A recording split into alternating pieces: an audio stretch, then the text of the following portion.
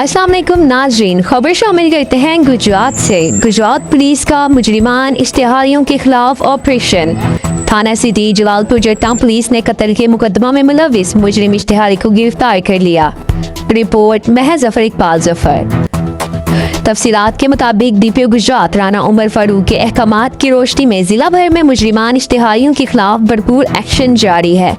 इस सिलसिले में एसएचओ थाना सिटी जलालपुर जट्टा एहसानुल्लाह एसआई ने पुलिस टीम के हमरा मुजरिमान इश्तिहारियों के खिलाफ ऑपरेशन के दौरान इंटेलिजेंस बेसिस इंफॉर्मेशन पर कत्ल के मुकदमा में मुलविस 1 साल से रूपोश मुजरिम इश्तिहारी अली रजा वल्द मोहम्मद इरफान साकन जिला मंडी बहाउद्दीन को गिरफ्तार कर लिया। गिरफ्तार मुजरिम इश्तिहारी ने 1 साल कबल अली शान वल्द मुजफ्फर इकबाल साकिन मोहल्ला अकबराबाद नामी नौजवान को मामूली तनाज़ा पर दिगर मुलजिमान के हमरा कत्ल कर दिया था।